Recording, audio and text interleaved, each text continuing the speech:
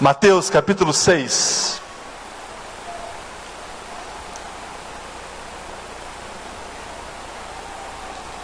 A partir do primeiro verso, eu vou ler do verso 1 até o versículo 6 também. Texto de Jesus no contexto daquilo que a gente conhece como o Sermão do Monte, Sermão da Montanha. Nós iniciamos na semana passada uma série de mensagens sobre santidade. Ao longo desse mês de fevereiro, a gente vai conversar com a igreja sobre esse tema. Se você ouvir algum comentário desses que a gente ouve no contexto das igrejas, sabe, desses vários que a gente ouve, comentários assim, não se prega mais nos púlpitos das igrejas sobre santidade. Já ouviu isso? Sobre santidade. Aí você vai falar assim, lá na minha igreja prega sobre santidade. Um mês, inclusive, inteiro.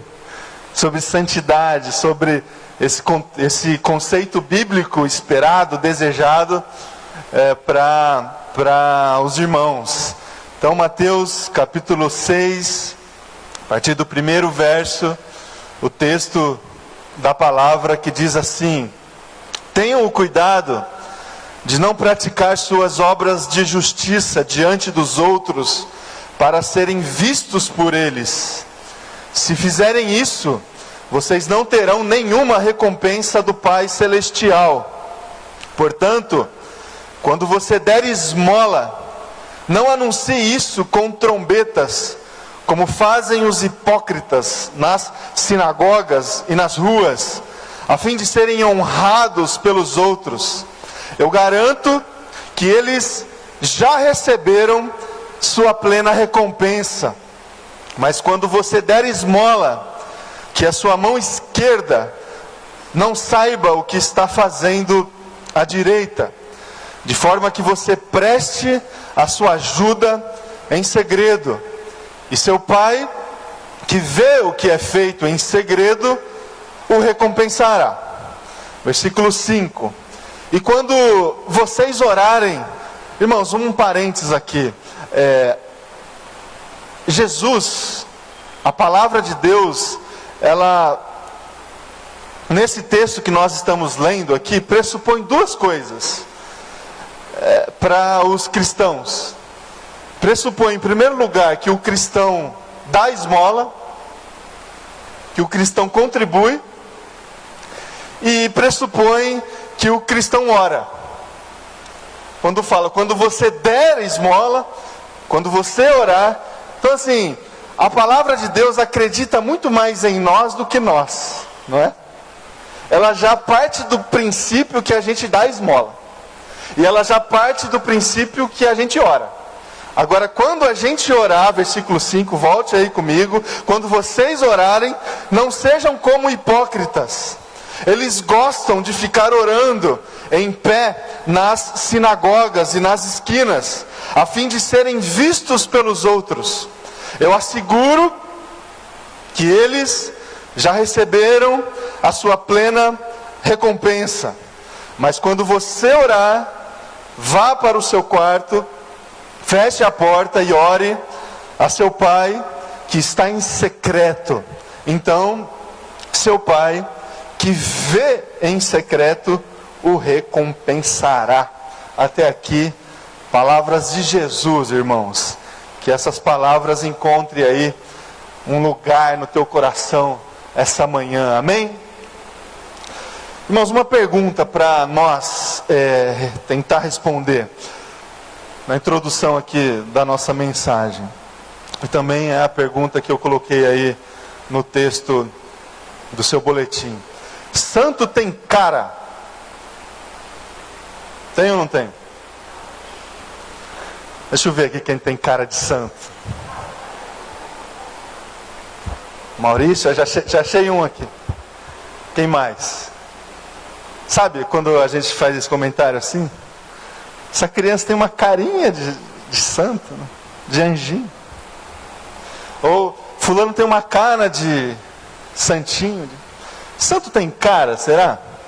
Ou será que a gente utiliza esse adjetivo para tentar explicar outras coisas? Para tentar explicar outras questões? Já parou para pensar sobre o como nós, através, obviamente, de algumas brincadeiras, mas através do que a gente pensa sobre a vida, do que a gente pensa sobre a palavra de Deus, da forma como a gente interpreta as escrituras sagradas, você já parou para pensar como naturalmente nós relacionamos o conceito de santidade com estética? Já parou para pensar sobre como naturalmente nós relacionamos o conceito de santidade com performance? Já parou para pensar sobre como naturalmente nós relacionamos o conceito da santidade com recompensa, com a lógica retributiva da vida, com a lógica natural que os homens optam para construir as suas vidas, as suas relações? Irmãos, vocês já pararam para pensar sobre como nós muitas vezes relacionamos esse conceito bíblico da santidade com equívocos que colocamos na relação, em relação a questões aparência, performance, recompensa? Santidade, me parece, no imaginário coletivo equivocado, obviamente, me parece ser alguma coisa muito mais para parecer do que alguma coisa para ser. Parece que a gente dá muito mais importância no que aparenta ser santo do que no que de fato é santo. Uma santidade, uma espécie de santidade para consumo. Uma espécie assim de santidade para o outro ver, para o outro aplaudir, para o outro admirar, para o outro classificar. Então o que vale, muitas vezes, é muito mais parecer do que ser. O que importa, muitas vezes, dentro dessa concepção equivocada da santidade, é a interpretação que está no outro, não a verdade que está em nós. Essa relação construída da santidade debaixo desses equívocos da estética, da performance e da recompensa, cria aquilo que a gente chama de hipocrisia. Hipocrisia. Quando a santidade não é, mas parece ser, aí está o conceito da hipocrisia. E me parece que existem dois espaços que a hipocrisia ela reina. Existem dois espaços no nosso mundo onde com muita facilidade a gente encontra pessoas construindo as suas vidas, estabelecendo as suas relações debaixo desse desalinhamento entre a verdade do coração e a aparência das ações e da pseudo-identidade que a gente projeta em nós para as pessoas. Dois espaços, e esses espaços, eles são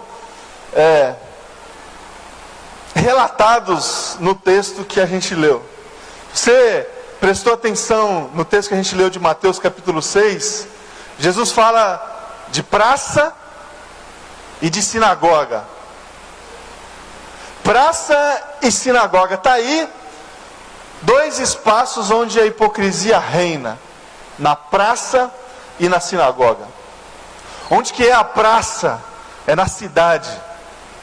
A praça está dentro da cidade, o ambiente social das pessoas, onde as pessoas constroem as suas relações que tem a ver com o seu ambiente de trabalho, onde as pessoas constroem as suas relações que tem a ver com suas amizades, os relacionamentos interpessoais, onde as pessoas constroem as suas relações para adquirir recursos financeiros na praça.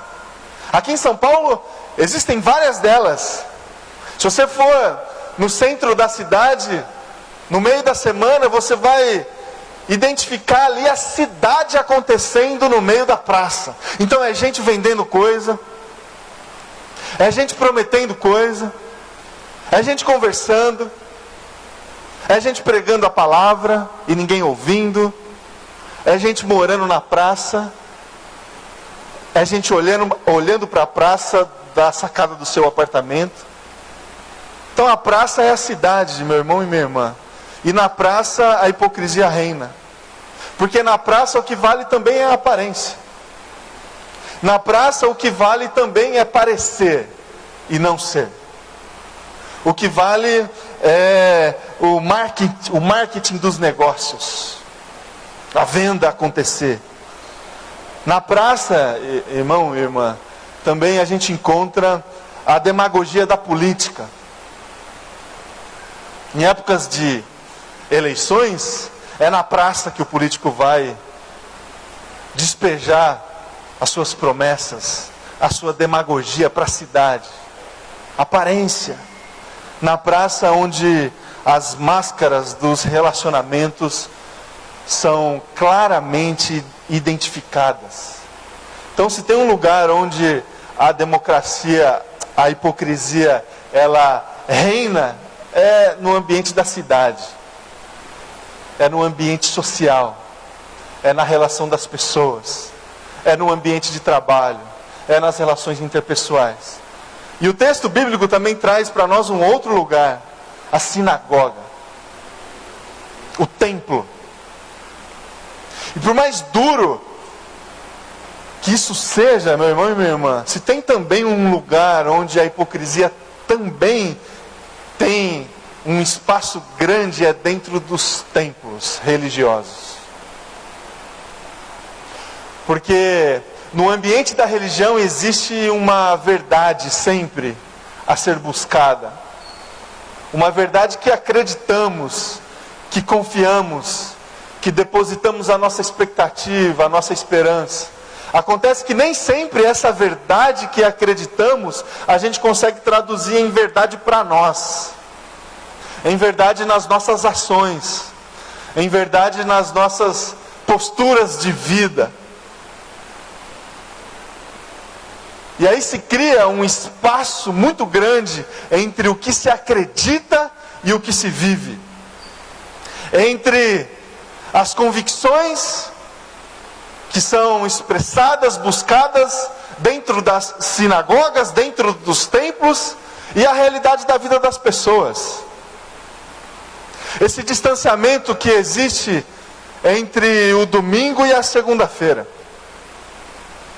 Entre o que a gente ouve aqui todas as semanas, domingo pela manhã, e o que a gente faz segunda-feira de manhã, quando a gente sai de casa e vai para o trabalho. Então, dentro desses ambientes religiosos, por mais difícil que isso seja, a hipocrisia também reina. A hipocrisia também ganha muito espaço. E aí, nós criamos um estilo de vida debaixo desse distanciamento entre o ser e o parecer. E aí a gente cria um estilo de vida da hipocrisia. E esse estilo de vida nos furta a própria vida. Esse estilo de vida que tenta carregar um peso que a gente, pelas nossas próprias forças, a gente não consegue carregar, nos furta a vida. Porque uma vez que a gente vive uma vida na mentira, a gente não está vivendo vida alguma. Vida alguma. Esse estilo de vida também, ele nos traz recompensas vazias. Aplausos barulhentos, que não traz sentido nenhum para o nosso coração. Aplausos apenas. Reconhecimentos fake. Reconhecimentos falsos.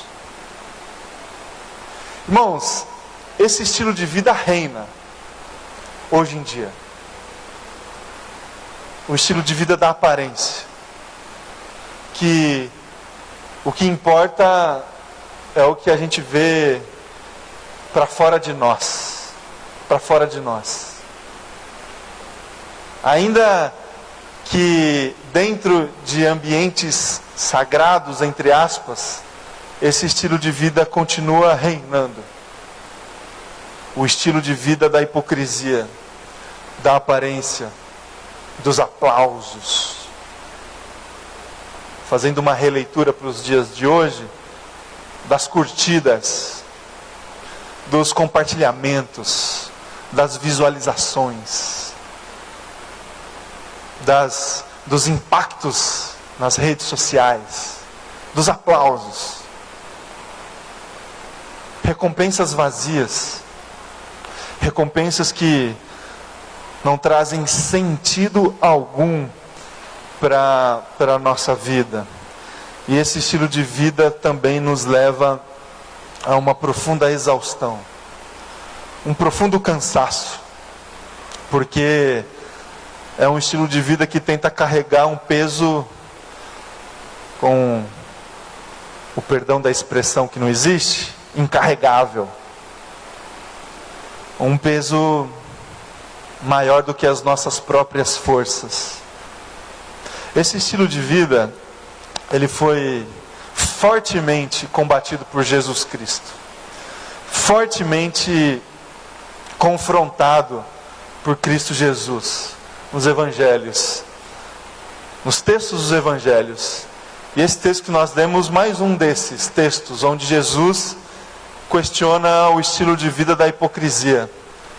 O estilo de vida que nos tenta dizer que santo tem cara, que santo parece, que santo veste roupa adequada, que santo ora de um jeito adequado, que santo tem uma agenda adequada, que santo se comporta aparentemente de uma forma adequada. Jesus Cristo, ele combateu esse estilo de vida em diversas passagens bíblicas. Esse estilo que pesava a mão sobre a vida das pessoas da sua época. Esse estilo de vida que buscava falsas recompensas. Esse estilo que usurpava a vida das pessoas. O estilo de vida que, por exemplo, os fariseus impunham sobre as vidas dos seus discípulos. O jugo dos fariseus era um jugo extremamente pesado, porque fazia parte desse jugo esse estilo de vida da hipocrisia, da praça e da sinagoga, dos ambientes sociais e dos ambientes religiosos. E aí Jesus vem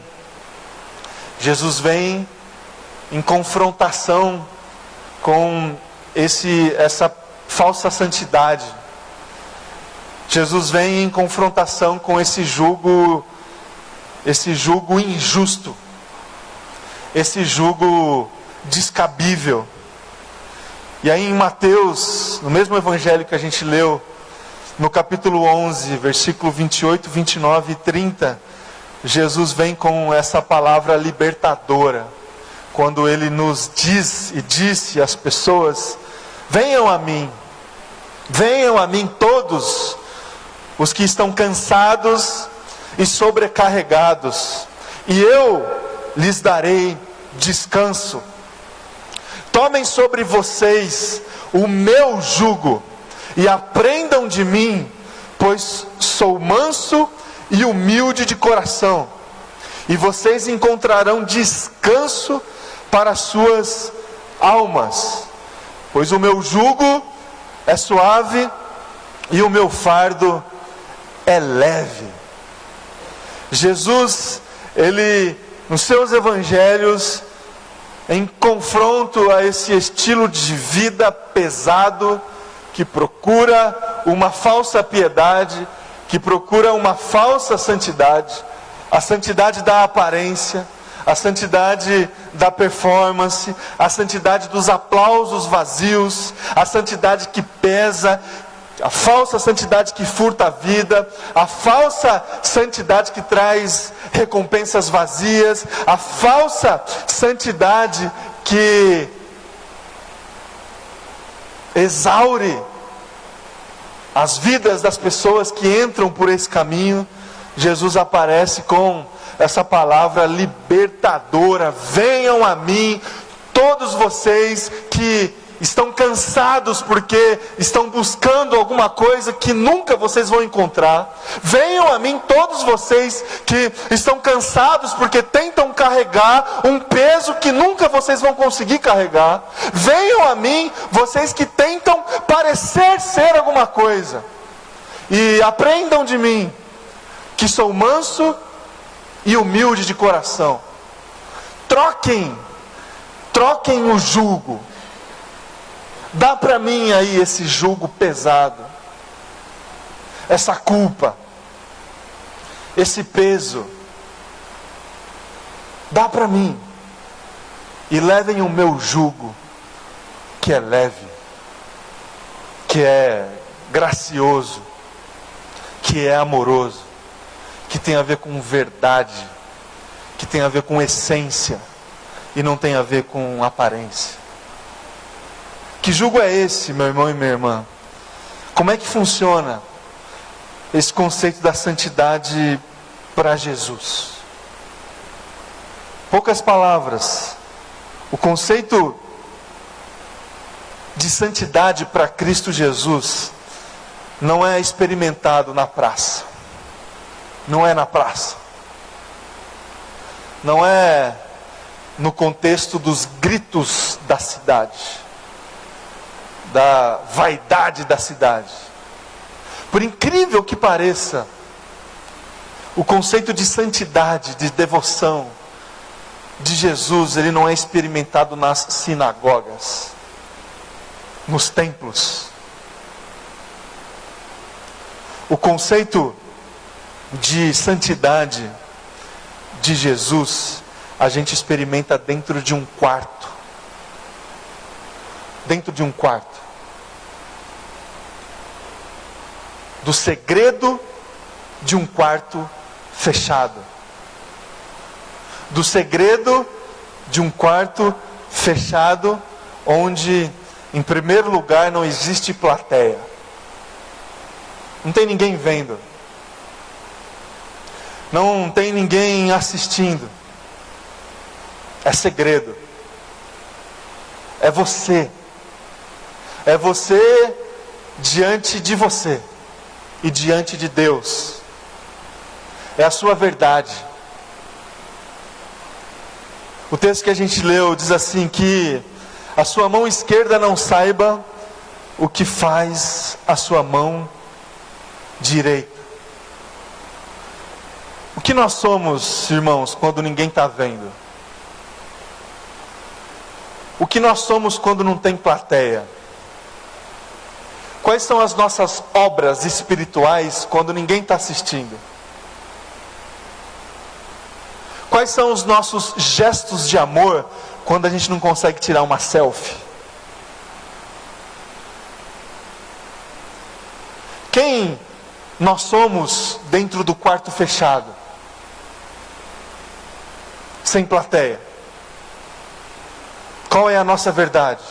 Santidade, de acordo com o Evangelho de Jesus, obras espirituais, agradáveis ao Senhor, de acordo com o Evangelho de Jesus, acontece dentro de um quarto fechado, onde não tem plateia.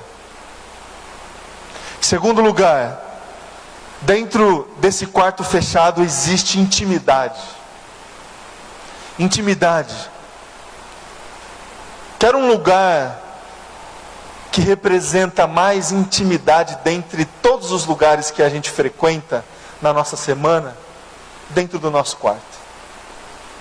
Dentro do nosso quarto a gente tira a nossa roupa. Tem um espelho lá que a gente foge dele, né? Intimidade. Dentro do nosso quarto a gente tira a nossa roupa na frente do nosso cônjuge. E não tem problema nenhum. Intimidade. Dentro do nosso quarto a gente não tem vergonha. Olha que incrível, irmãos. Jesus nos chama para dentro do quarto. Para um lugar de profunda intimidade. A gente pode tirar a roupa. E não somente a roupa que nos veste. A gente pode tirar as roupas que a gente veste quando a gente encontra as pessoas. As nossas máscaras sociais. Dentro do quarto, quando Deus nos pergunta se está tudo bem, a gente pode falar que não está tudo bem. Que está tudo mal. A gente não precisa de convenções, de conveniências sociais dentro do quarto. Porque dentro do quarto a gente vive intimidade. A gente vive intimidade. E Deus nos chama para viver santidade dentro desse quarto íntimo. Dentro de um lugar onde a gente pode confiar completamente as nossas vidas a Deus. A gente se desarma. E a gente se entrega. E a gente se entrega.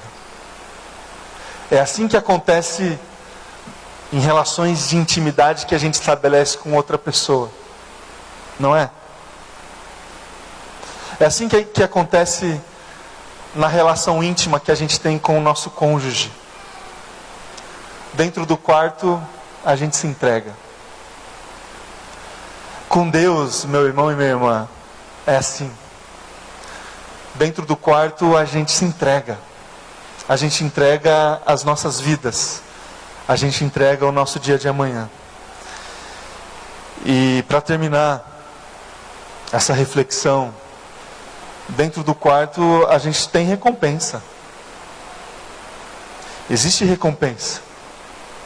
O texto diz assim: então o seu pai que vê em secreto o recompensará. Agora, que recompensa é essa?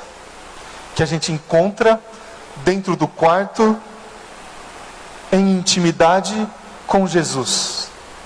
Sabe qual é, meu irmão e minha irmã? A recompensa que a gente tem quando a gente fecha a porta do nosso quarto para ter um momento de intimidade com Jesus. A recompensa é o próprio Jesus. Por que será que a gente acha que existe em Deus recompensas maiores do que Ele mesmo?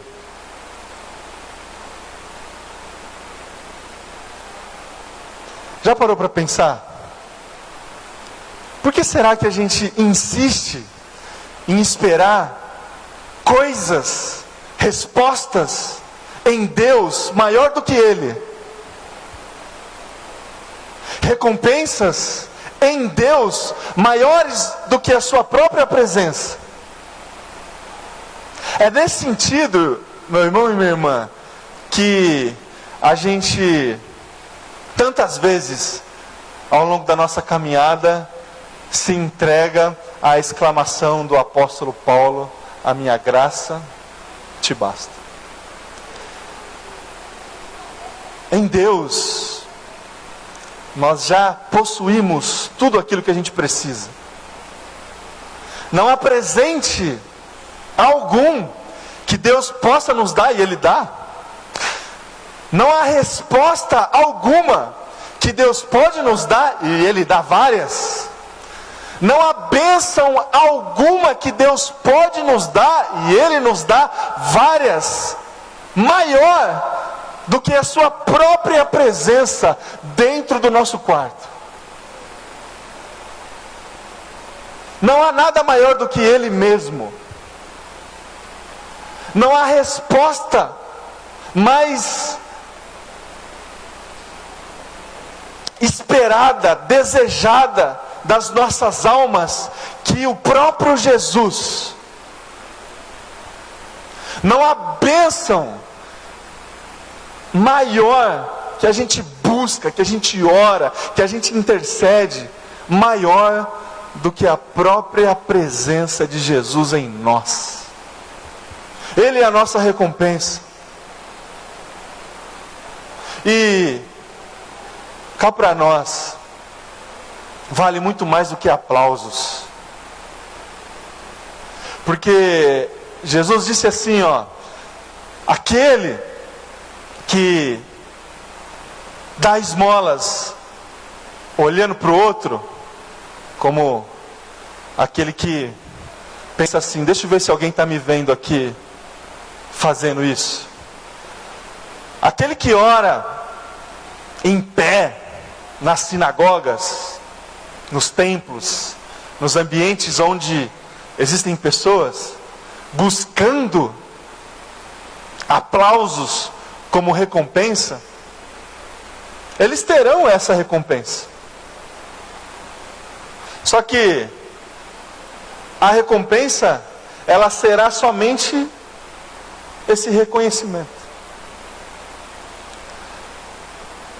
Agora, a gente consegue comparar esses aplausos,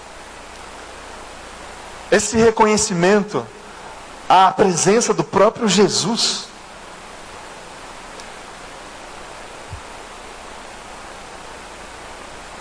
Não dá. Não tem como. O que vale mais para nós são os aplausos ou é Cristo em nós?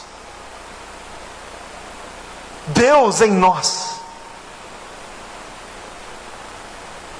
Que recompensa que você procura, meu irmão e minha irmã?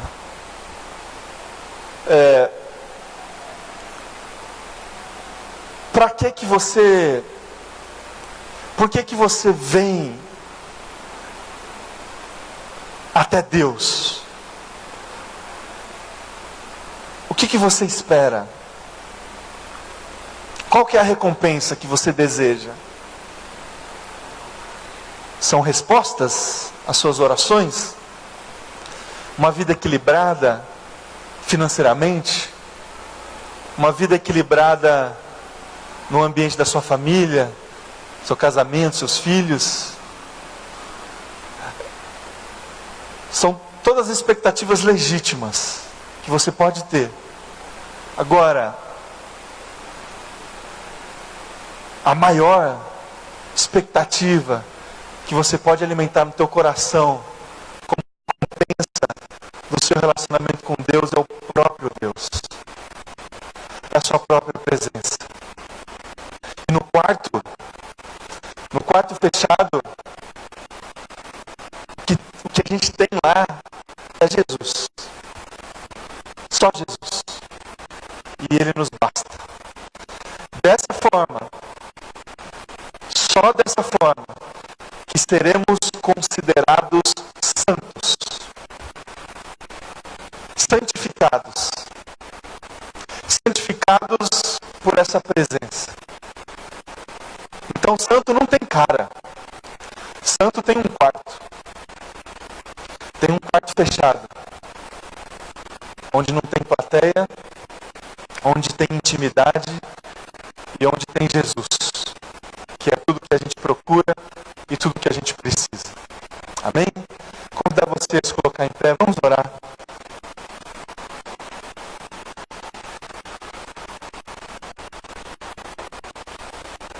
Feche teus olhos, se coloque diante de Deus e coloque a tua vida em consagração a Deus agora. E responda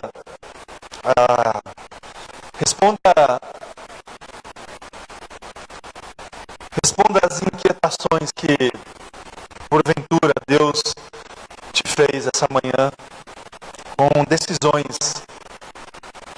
O que às vezes a gente precisa, irmãos, não é concordância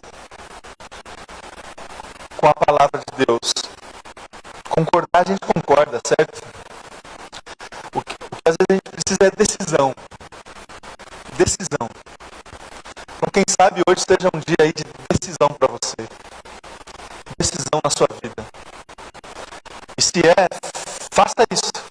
presença de Jesus. Crie o seu quarto aí, no ambiente da sua oração. Vamos orar.